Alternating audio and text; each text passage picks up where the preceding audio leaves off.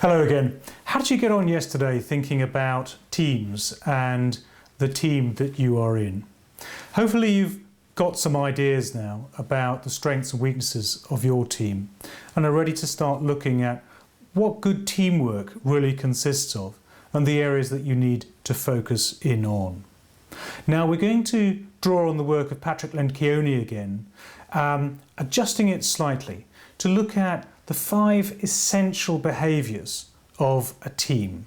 And today it's about getting to grips with those and understanding those before we start to look at how we might apply those and what is perhaps the areas for you to focus in on with your team. So, running through them. The first essential behaviour of a good team is trust.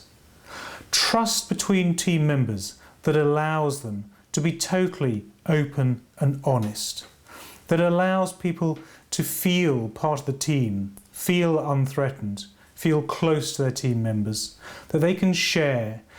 And the test here is whether they feel able to be really open, almost vulnerable in their openness with their colleagues. And when we get to a state of that level of trust, we know that we've got a solid team.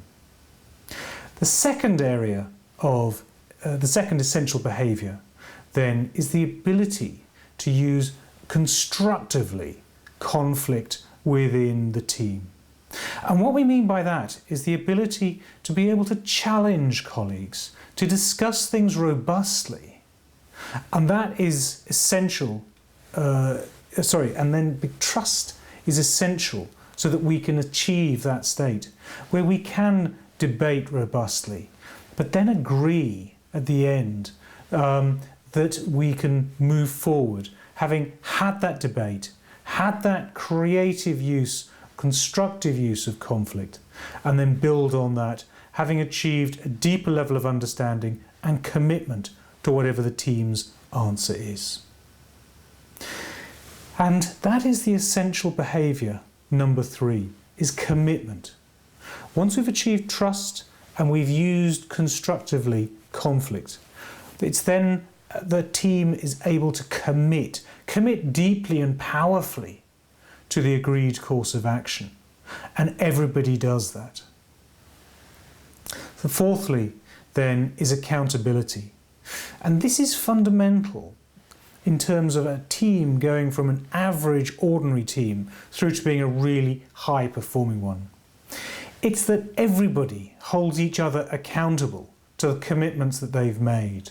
They bring them back online. They hold them to that higher standard and they get them all focusing in.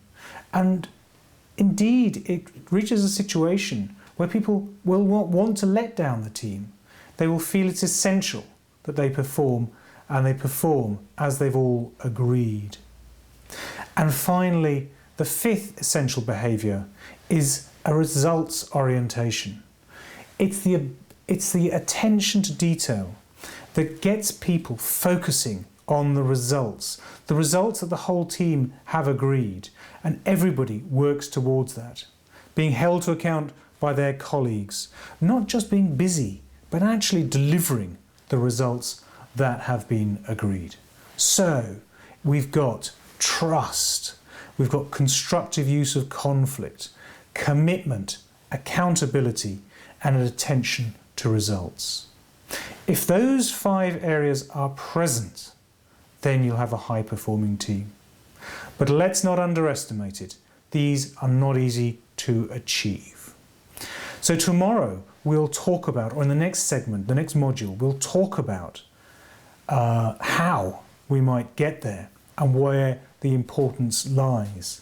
But for today, read the material, understand it, and as you go around your business, look and learn and see if you can see these things in work or in action, or whether there are areas to improve. So go observing, and tomorrow we'll wrap this up with how we move forward on making your team into a really high-performing team. Best of luck with today's activity.